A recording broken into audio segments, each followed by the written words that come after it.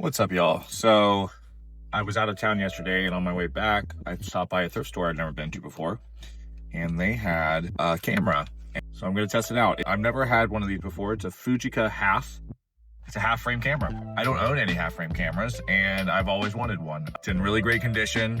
Everything seemingly works. I tested the shutter, so it's full auto or full manual. So you can shoot it even if the selenium cell is gone, you can still shoot this thing.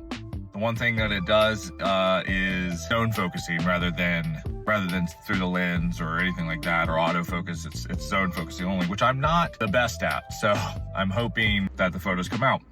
Let's load this thing up. I hope the light seals and all that stuff are good. They're there, but whether or not they're good, we'll see. I had a couple minutes before work, so I figured the Thomas Center would be good to check this thing out. One of the neat things about half frame cameras is, as far as I know, you can set them up. If you scan them in the traditional space that a 35mm frame would take, you can get these cool diptychs.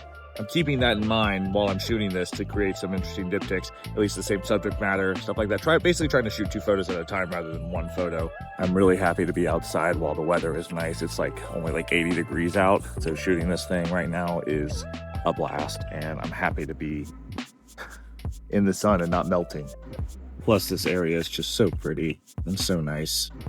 The other interesting thing about half frames is that when you shoot in a typical landscape fashion, you're actually getting a portrait rather than landscape. So in order to shoot landscape, you have to shoot like this, which is a hard thing to learn, but I'm gonna try. And that's all the time I have this morning to take some photos. I gotta get to work. Pretty cool camera. I really like the way it shoots, like the way it feels, like the way it looks. Honestly, it's a cool camera. So here's hoping everything works. I did get my test roll, or my test shots of trying to use the built-in light meter. From now on, I'm just going to use the full manual mode, and we'll see if that works.